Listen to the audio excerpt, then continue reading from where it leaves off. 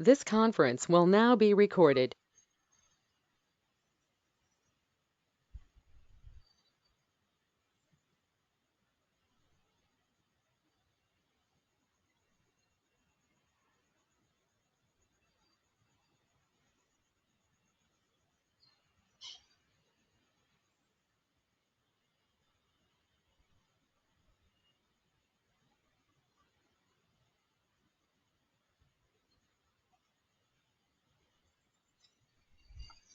So today what we will do, right? We'll try to create a virtual machine in cloud. Okay, we'll spin a Linux instance as well as we'll discuss some what concepts.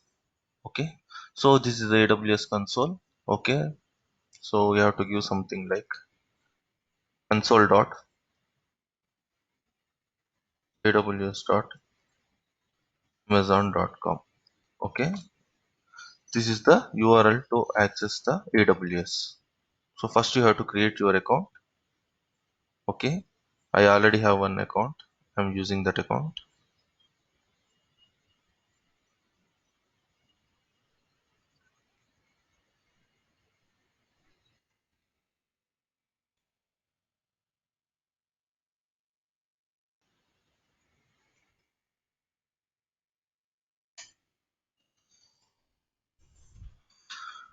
So whenever you are creating a VM, right, first we should make sure like where you have to create in the VM.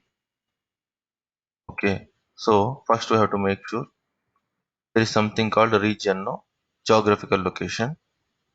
Okay, so here I will be mentioning like Northern Virginia. In that virtual machine, sorry, in that particular region, you will be having multiple data centers. Those are called as the availability zones. These availability zones will span with a minimum of 3 and maximum of 6. Okay, for each region, some regions may have 3, some regions may have 6. It depends basically. Okay, why you will have these availability zones is like if the data center goes down. Okay, the availability zone is nothing but a data center, physical data center. If the availability zone goes down, then the customer will be impacted because his applications will be installed on this particular data center, right? So for the redundancy purposes, right, you will be having multiple availability zones in the region. Okay, G region is nothing but a raw geographical location. Availability zone is nothing but the data center, and these data centers are interconnected with the high bandwidth and low latency networks, and these are the dedicated lines for AWS. Means there won't be any other internet traffic flowing.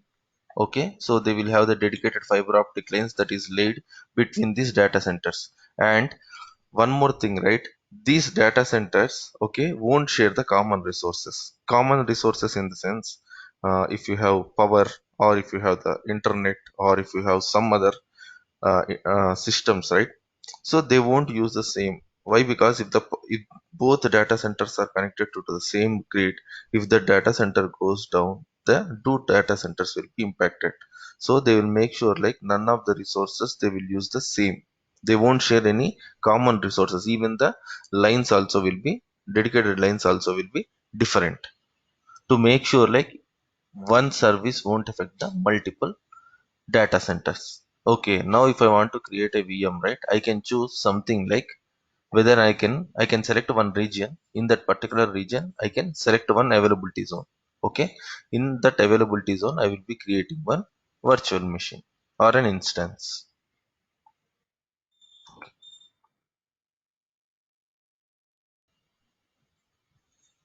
So in EC2, sorry, in AWS, you will be having something like a services. If you click on services, right, these are the services that AWS provides. Okay, so they can be categorized as something like compute, okay, developer tools, where you will be having the CI/CD, that code star and all. There will be something like machine learning. Okay, these are all the services that are offered by the AWS. So it doesn't mean that one should know everything. If you are specialization on machine learning, then you have to know the machine learning services. If you are working on storage, you need to know on the storage. Okay,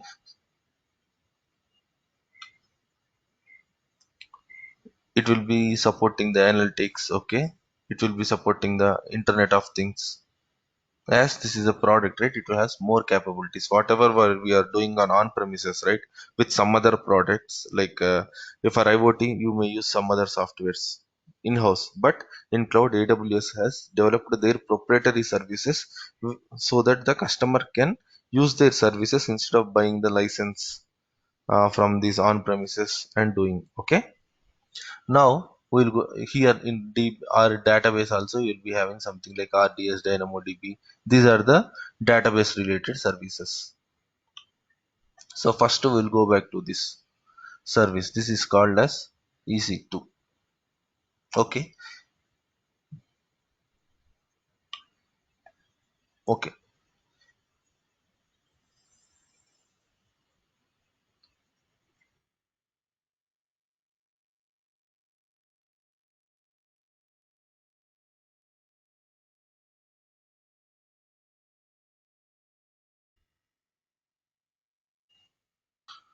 So Elastic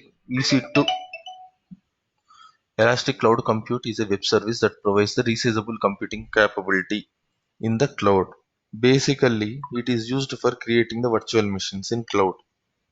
Okay, so you can in your you can create up to 20 instances in your free tier account. Okay, once you create a like instance, no, there are three ways of connecting to it. One is via UI. Okay, one is via command line and one is via software development kits. Okay, you can have SDK, you can connect via SDK or you can connect via CLI as well as the UI. So first, as I mentioned, no, region is nothing but a geographical location. Okay, so in your right side of the window, in your right side of your console, okay, you will be having the regions. So if I want to switch to something like Mumbai region, no, I can select on this Mumbai region. Okay, if I create an instance from using this launch, no, launch instance, then this instance will be created in the India region, Mumbai region. Okay, if I want to create in some other Frankfurt, Europe, right? If I select no, then my instances will be placed in that particular region. So the instances which are running there will be displayed for me. Okay, now if I now what I'm doing, right? I'm selecting the Northern Virginia. Why I'm selecting the Northern Virginia, right? Most of the like new builds or everything, right, they will be putting under the Northern Virginia only. So first POC will be done or first code implementation for any service will be kept under the Northern Virginia. Okay, so it will have the latest builds. Once these are stable here, no, they will be migrating the same service to the other regions. So this Northern Virginia may have sometimes more downtimes.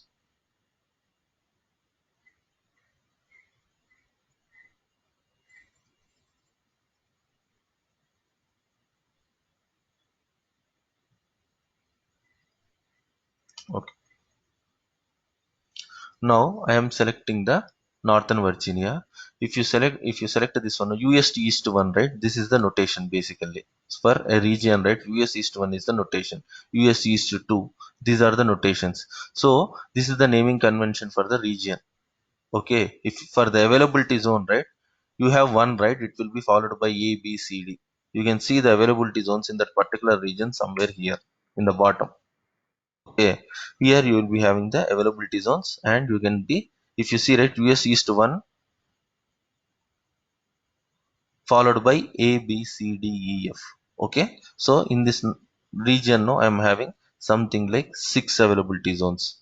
If I switch to something like Mumbai, okay, there you will find the only three availability zones. Okay, this is AP South 1.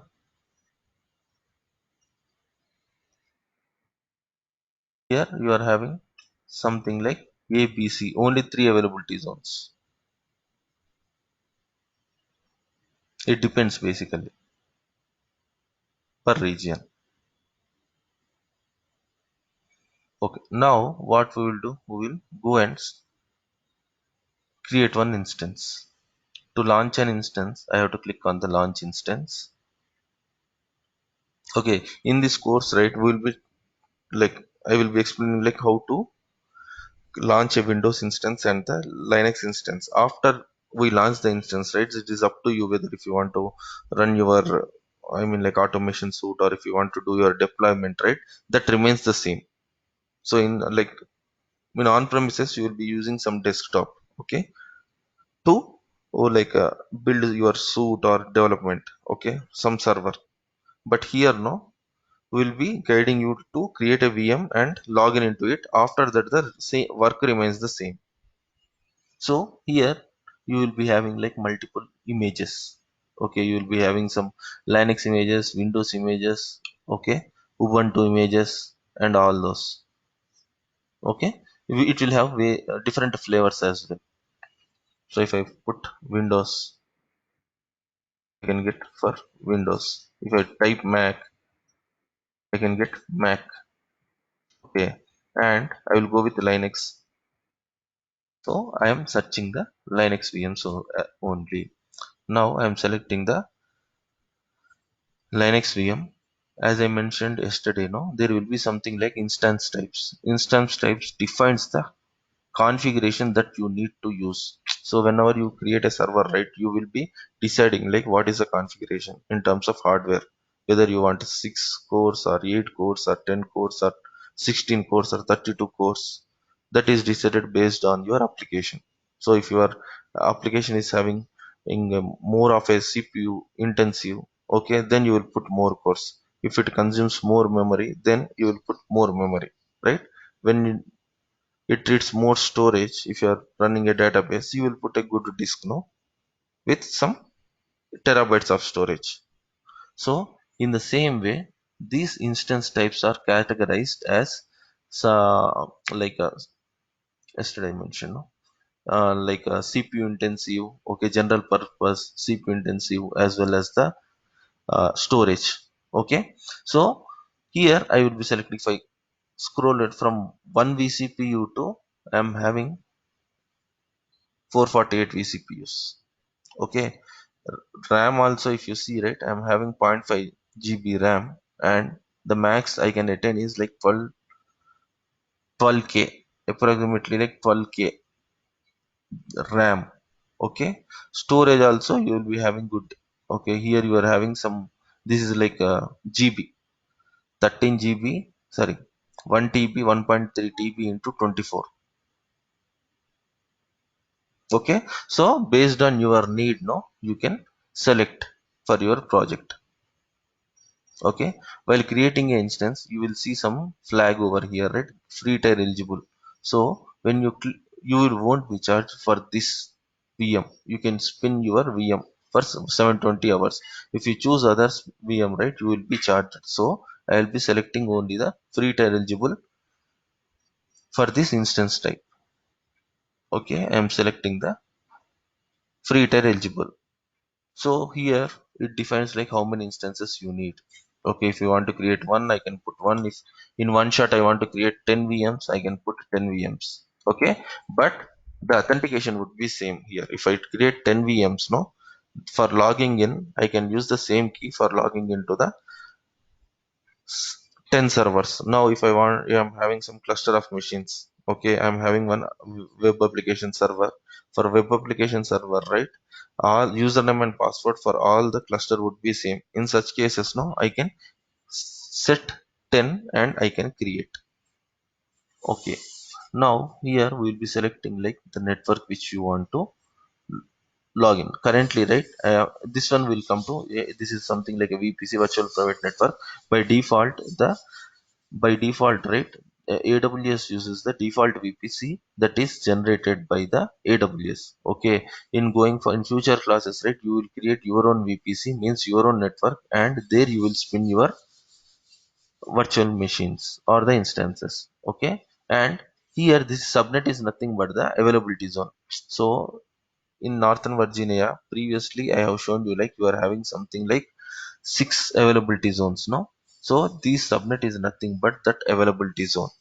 Okay, if I create my instance in 1 year, right, then my instance will be created in the first data center. If I select 1B and if I create my instance, no, the instance will be created in the second data center. Okay, so here I am specifying in which data center or in which availability zone my instance needs to be created.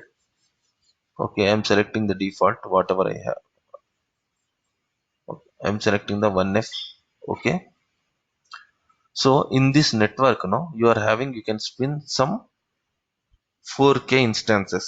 So now in this default VPC or the default, whenever you create a instance in the cloud, what will happen, right? It will create a virtual network for you.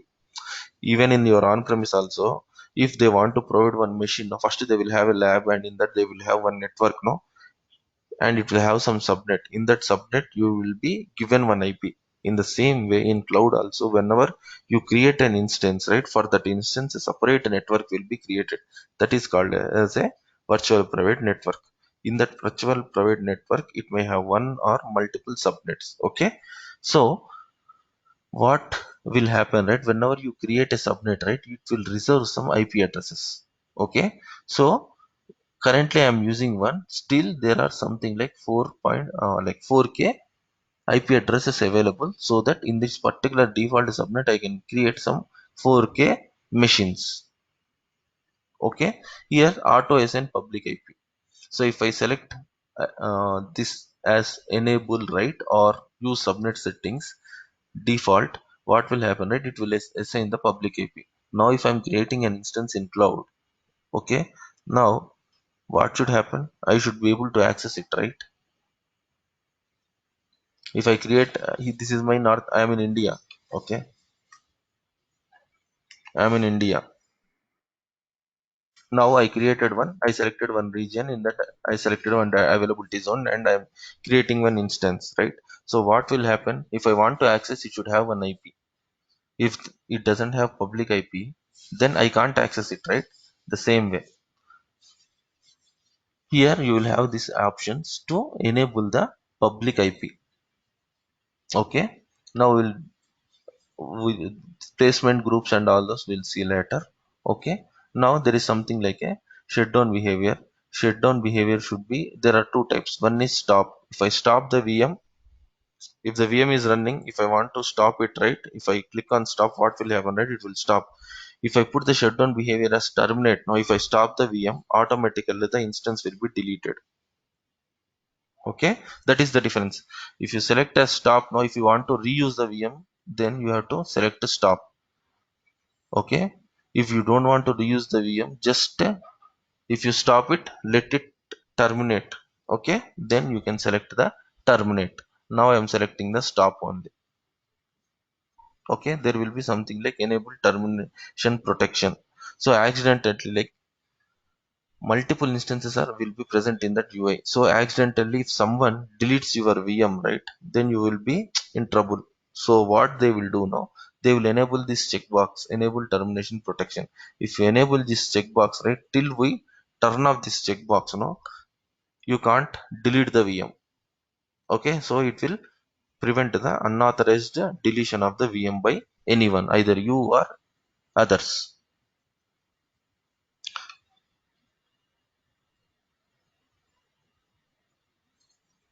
Okay, this is like, okay, I will click on the add storage. Here there are some concepts I will tell at later point of time. So next is the storage. Okay, this is the disk that we are adding. Now I am creating a VM. Okay, I am creating a Linux box and deploying one as a Tomcat server. Okay, so and let us assume like I want in the same box I want to have one database. So I can't put my the mount point would be different. No? I think you know what is a mount point. No? Do you know what is mount point? Can you explain also now in brief? Yeah.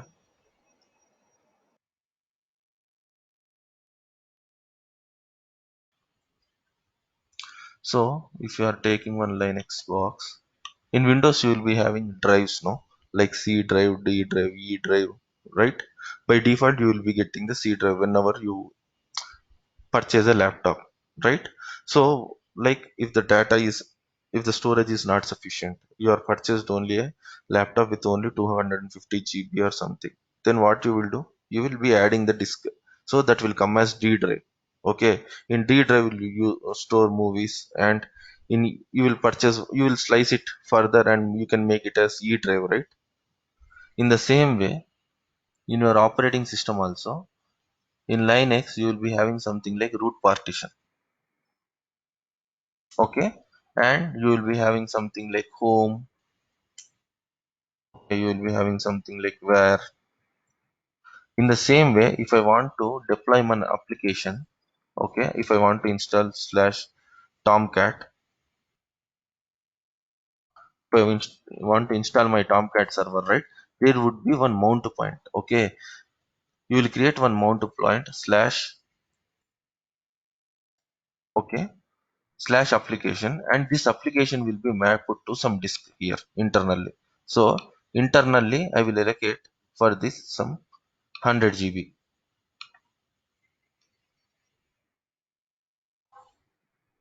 I will allocate some 100 GB disk. Okay, now I want to have something like MySQL. I am installing some MySQL in it. Now this is my, I will create a mount point as DB, and I will attach some storage to it. Okay, I will attach some 2 TB storage.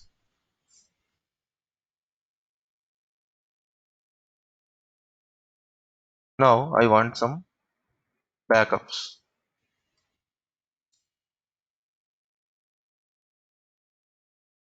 Okay, I will create some mount point for backup slash uh,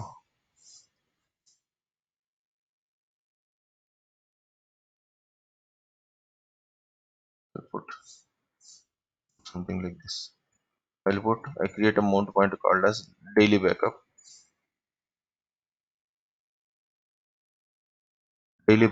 and here I will be mentioning some mount point like backups, and I will be installing some storage here. I will be installing some, I will be allocating some 10 TB storage.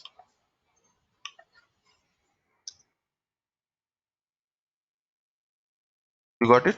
So something like that you will be doing. So if I want, because by default, right, you will be getting the, in Windows you will be having C drive, and you will be having only root partition when you create in Linux. So like that, based on our requirement, you will be adding the disks. Okay, now if I say Tomcat will have some specification.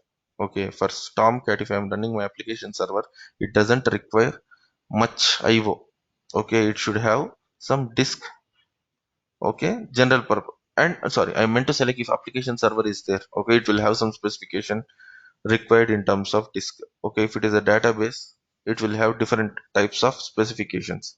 And if it is a backup, right, it will have some specification. If backup is there, I don't need to put costly disk backup. Just you will, on daily basis, will create a backup, and it is not necessary, right? The backup will be used all the time. Okay, for such, and it is in TBs, no, so we will be allocating the low disks for that. That's what we will be deciding in the storage.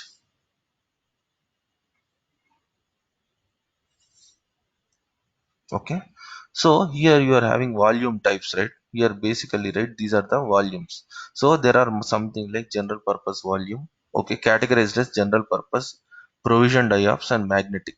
Okay, IO1, IO2 are the different versions. Okay, so magnetic, right, magnetic, no, it won't have much throughput. Here if you see IOPS, and you have to concentrate on this one, IOPS, as well as the throughput. That is being, throughput is nothing but how much data is being written into the disk. IOPS is nothing but how many input operations you are doing in that particular disk. Okay, or the disk is capable of. Now if I select a magnetic disk standard, now if you see, there is not much, there are no values, means this is not meant for the application servers, this is meant for our databases, it is meant for only backups. Okay, magnetic disk. Now if I select something like general purpose, I will select one general purpose. So if I select 8 GB, I am getting something like 100 IOPS. Okay, for this general purpose, okay, the maximum I can get, right, is 3000. Okay, out of 3000 capability I'm using 100. So this IOPS will be increased based on the size I mentioned. If I mention like 100, now I'm using something like 300 IOPS. If I put something like 500, I will put 500. Okay, I will add newly. I will add something like 500. So the same thing, but it is not written. Okay, you have to flip it from here to here, then only it will work. Okay, okay, these values, right? If I select 500 GB, I am getting 1500 IOPS. Got it? If I am going with the SSD type GP2, general purpose, whereas if I go with the provisional IOPS for the same 500 GB, I am getting 2000, 25,000. Means here in general purpose, okay, I am getting 3 IOPS per GB. Means if I add 1 GB, I am getting 3 IOPS. Whereas if I go to this provision IOPS, no, I am getting something like 550. So if you are running one any web server or web server application servers, right, you can go with this general purpose. If you are deploying your application servers, this should be fine. This should be sufficient. Whereas if you go with the for the databases in this VM, if you want to create some database, right, then you have to go with the provisioned IOPS. Okay, so the difference, if you see, right, in general purpose G2, here, right, you are having the capability of 1500 IOPS, and through Mbps, right, it is not applicable. Whereas if you select the general purpose G3 GP3, you can see for 500 we are getting double the capacity. Means you are getting 6 IOPS, and I will be able to transfer around like 125 Mbps per second into the disk.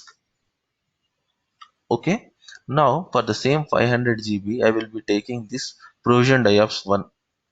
Now I am getting like 50 IOPS. If I select 2, okay, you are getting more than that. Okay, you are getting more than that. Okay, if I calculate this, it will be like 5000 or something. 500, I believe. Or I will change this figure to 1000.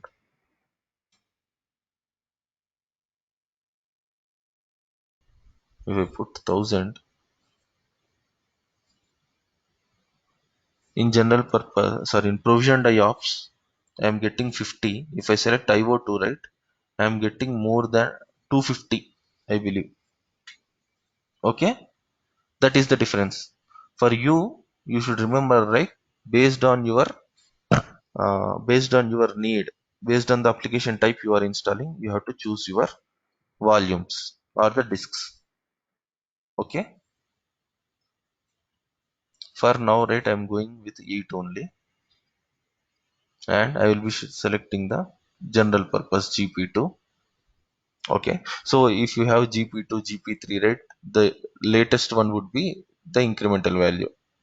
In this GP2 and GP3, GP3 will be the latest new generation. IO1 and IO2, if you have IO3, right, then IO3 is the specification of the new hardware. If something is built on the new hardware, right? Now we are having SSD. Now if you have got some improvised SSDs, right, then you will be having a new version that is like IO3. Now I am selecting some 8 GB here, and I am choosing the general purpose. Okay, if you want to encrypt the disk, okay, I can encrypt with the AWS keys. Okay, so here why we need encryption? There will be two types of encryptions.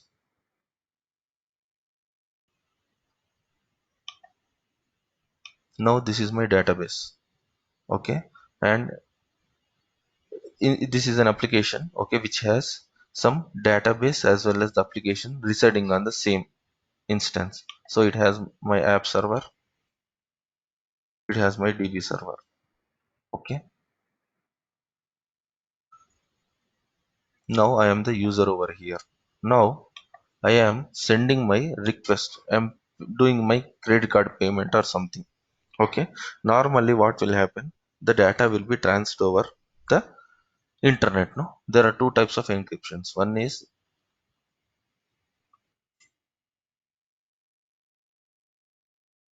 encryption in flight.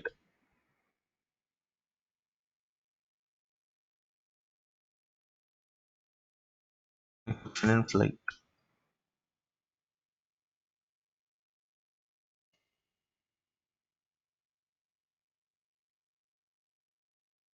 Encryption at rest.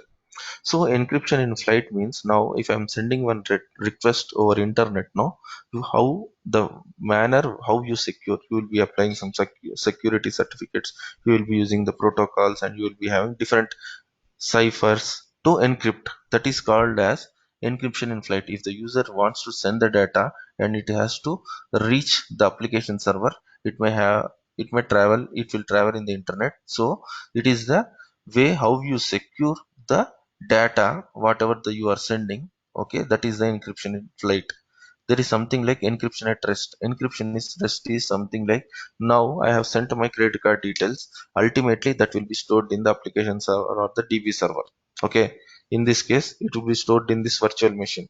Okay, now a person is there, he took the hard disk and he went away, and he should not able to tamper, no, he should not be able to open the application and see the data, right? That's why you will be using the encryption. You will be encrypting the disk. That is the encryption at rest. So here you will be having one option called as encryption. This will enable us to encrypt the disk, so even someone steals also he can't access the data. Okay, let us assume like if it is not a database, if it is a database backup, or if it is a file system, if you have a file, he can see it, right? If you put it in the other laptop or something in Windows, so that can be avoided by encrypting the disk. In the data center itself the data will be encrypted. So there is one thing called delete and termination. Okay, delete and termination means if I delete the VM, right, this won't be getting deleted. Okay, if I select delete and termination, no, then this will be deleted along with instance creation. If I uncheck, right, the disk will be present still.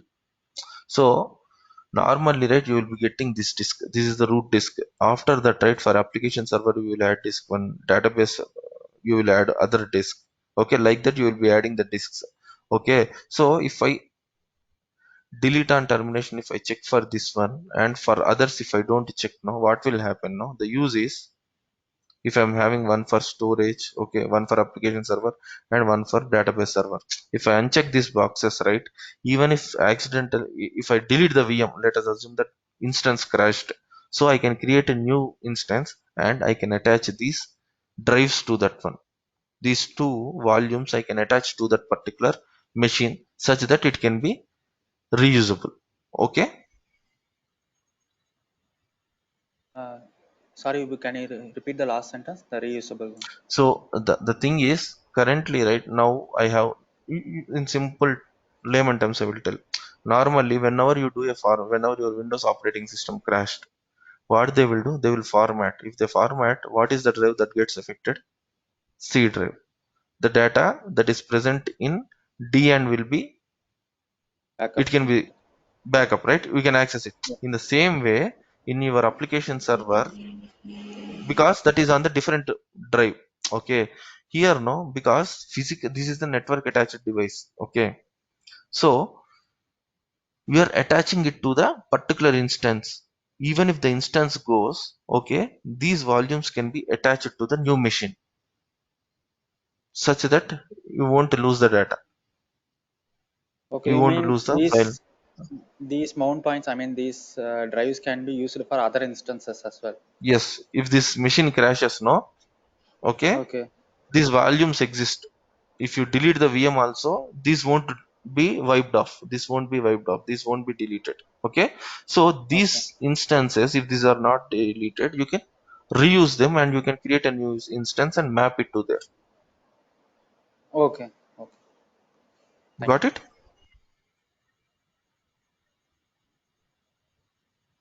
Yeah, That thanks. is the delete on the termination. Okay. But when you are creating an instance, make sure like 20 or 25 GB only use. If you use more, no, the volumes you will be charged. If you use something like a disk with 100 GB and all those, no, you will be charged. 25 GB should be fine as part of the free tier account.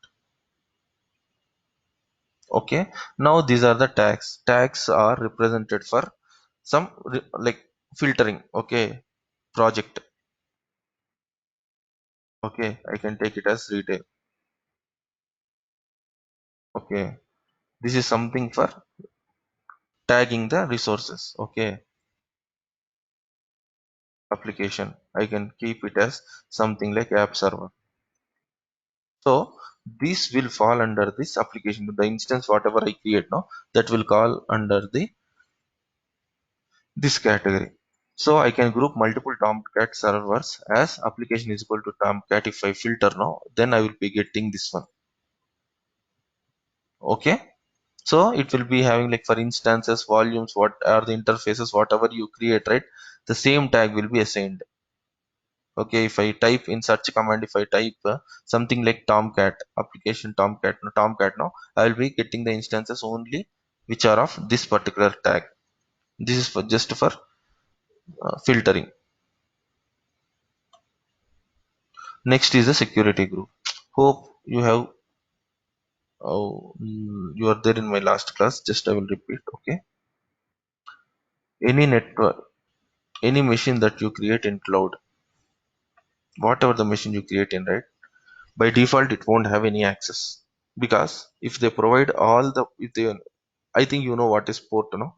So if you want to communicate to other system, you should have that port open.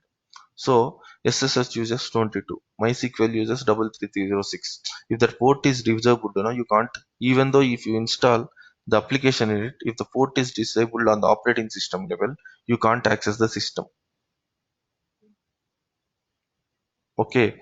So if you install any, like if you install the Active Directory or if you install any software, right, it will have one port. If you want to install, if you have FTP, it will have some port. Okay. The thing is, on the operating system, you should have that port enabled, then only you can consume that service. Okay. Now I'm a user over here. There are two things. One is like I can send a request to the server. Okay. And post that, right, this server will send back me the response. Okay. Now whatever the traffic that is going inside from user to server, that is called as inbound. This is inbound traffic.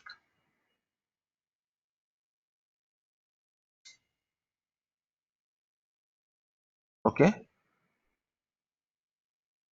And what the traffic that is going outside from the server, no, that is called as the outbound.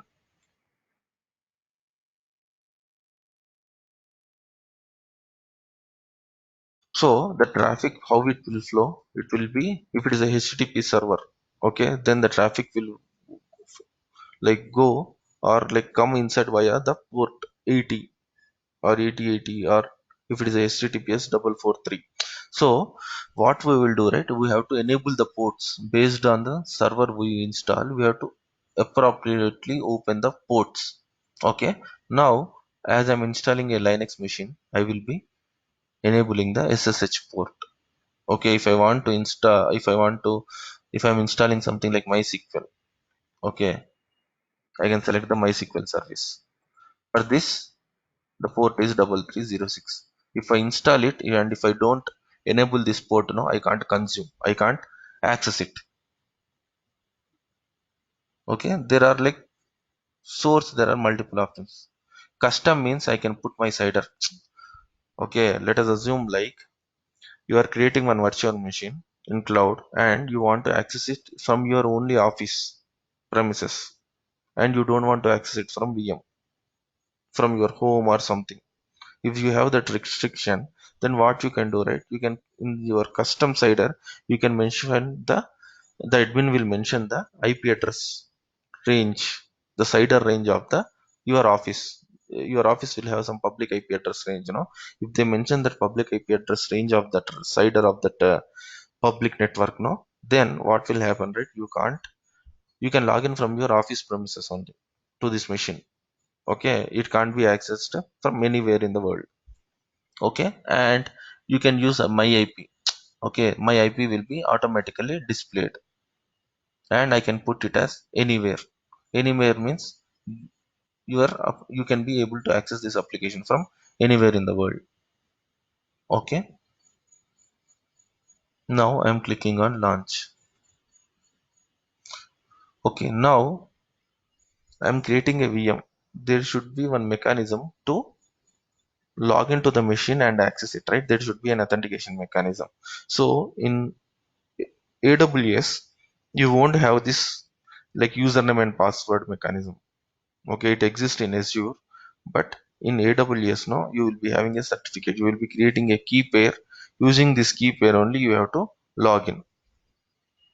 Now, if you one thing, right, there are multiple options. One is like create a new pair and proceed with existing key pair.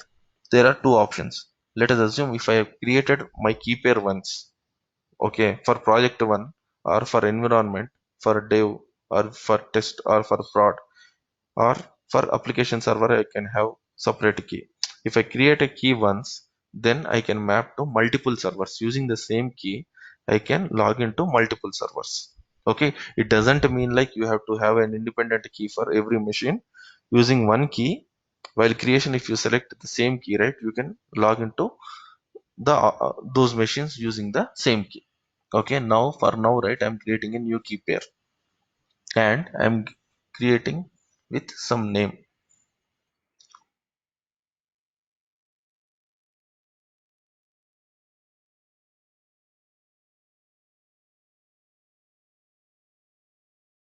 And I'm downloading this. Okay, and I'm clicking on launch instance. Just a second, I will stop the screen share and I will get that key.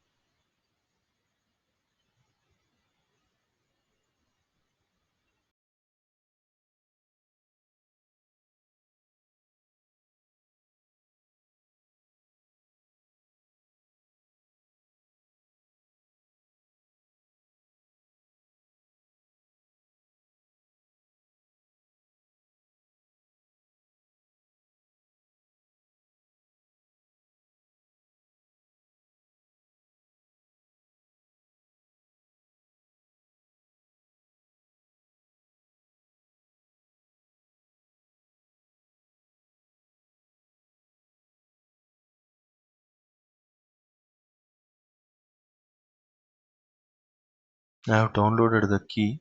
Okay, and I have placed in this AWS folder. Okay, this is my key pair which I have created. Okay, if it will look something like this. If I click on edit, right, it will be the key. It will be a private key. Okay, it will have something like this. And if you tamper this, right, you won't be able to log in.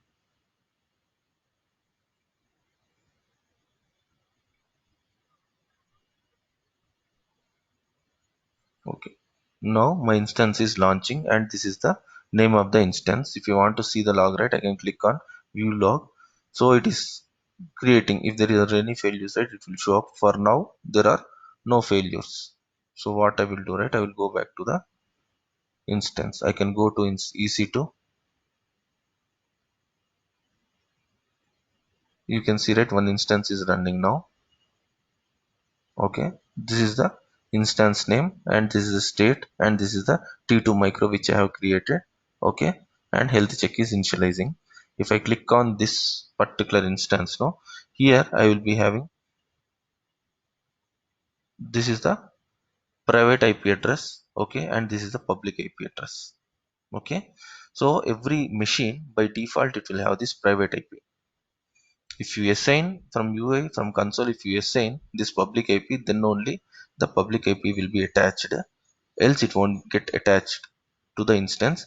But by default this will be assigned. Okay, now if I want to log into this machine, so what I should have, right, I should install something like putty. I'll be downloading the software. If I want to log in from Windows, I need putty. If I am having Mac or Linux machine now, you can use command line.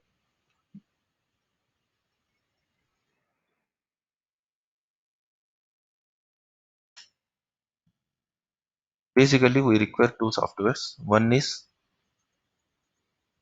key, this one, download putty.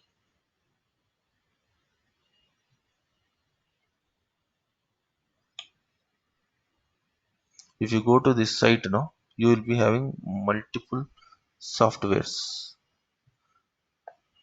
Okay, puttygen. Okay, we require two softwares. Okay, one is puttygen and one is putty. Okay, so why we need puttygen, right? Currently, right, whenever you download the key pair now, you will be having the extension of PEM file, so that should be converted to .ppk. Okay, this is the extension is PEM. So from Windows, if I want to log in, right, that should be changed to the private key ppk file. So for that conversion we need this puttygen software. Okay, I will be clicking on this puttygen software. Okay, it is being downloaded, and I already have a putty. If I want to download putty, I can click on this and I can download.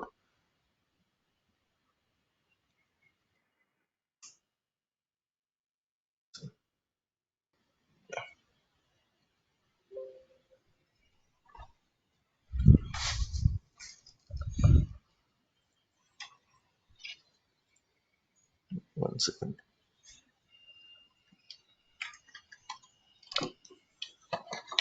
just a second.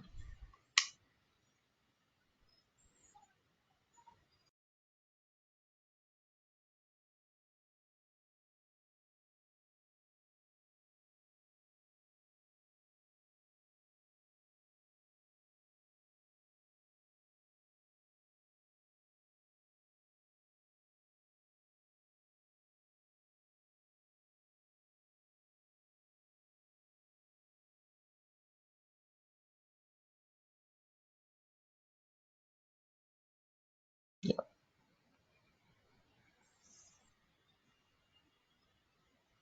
okay, just a second. What I will do, right, I will copy those two softwares on my same folder.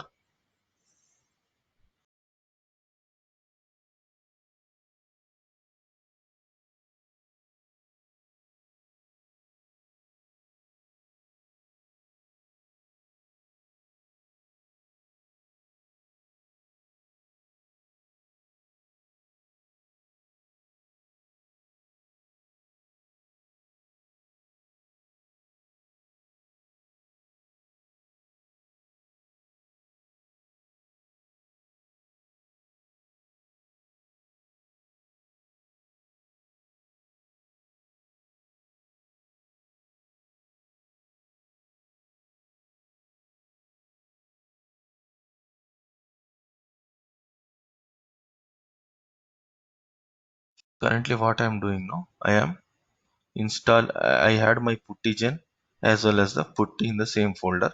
So what I will do, right, I will open this, find a version, that is check the publisher.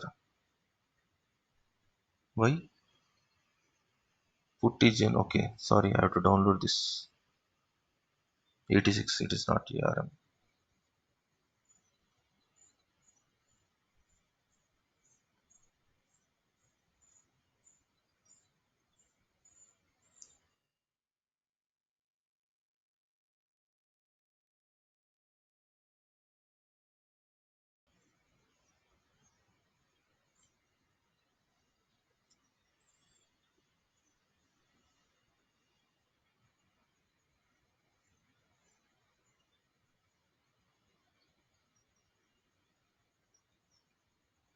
Okay, this is my puttigen. Okay, I'm double clicking on it. Here now I will be having one option called as load. Okay, so there will be two options which we will make use of. One is load and one is generate. Okay, so what I will do, right, I will load the perm file whatever I have generated. So I will go to my desktop in my AWS folder. Okay, I have to select all files over here. If I select all files, I will be having this Linux key pair, and I will be selecting on this one. Okay, now I have to, there will be two options. One is like save public key and we save private key. So if I want to log in, right, I have to select private key. I want to generate my private key, and it will ask me like, do you want to create this private key without a passphrase? For now I'm selecting yes. Okay, now if you see the extensions, right, it is creating into the .ppk file. Okay, putty private key file, the extension is, because we are trying to log in via putty, that's why you are changing it to the ppk file. Got it? Here I am logging in via, my goal is to log in via putty, that's why I am changing it to .ppk file. Okay,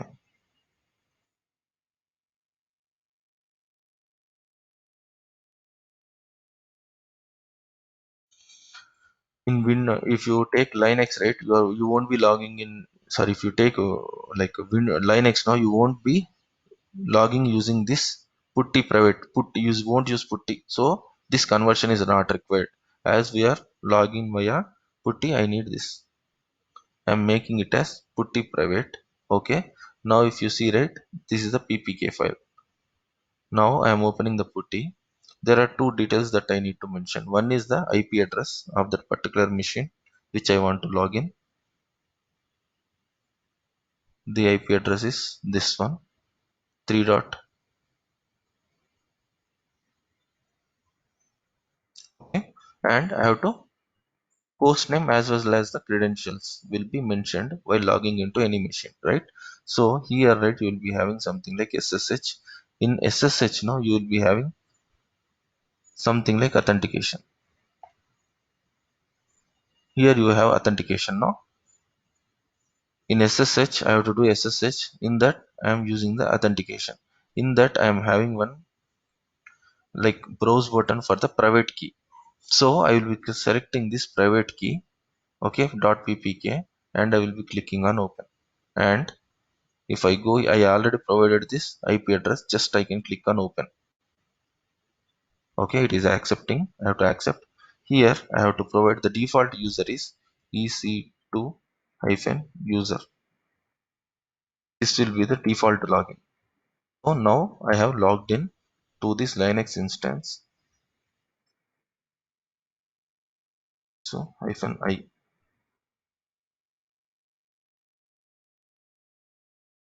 Okay, by default you will be getting the normal user access. Okay, non root. If you want to attain the root access, right, then you have to provide the su-i. Okay, if you provide the su-i, then you will be gaining the root access, and you will be having the complete control of the operating system. I can install the packages.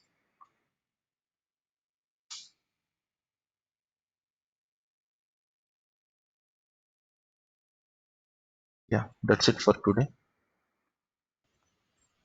So like that you can do whatever the installations.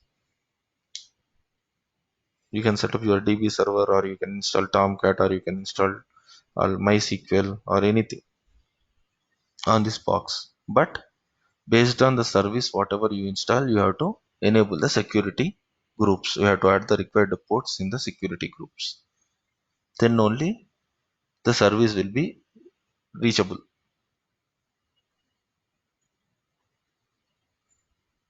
Vibhu, if you have Yes. the specifications for the free ones like 10 GB less than those kind of things in a separate kind of sheet means it would be great. Yeah, I will give you. I will give you. Yeah, okay. Thanks. Sure.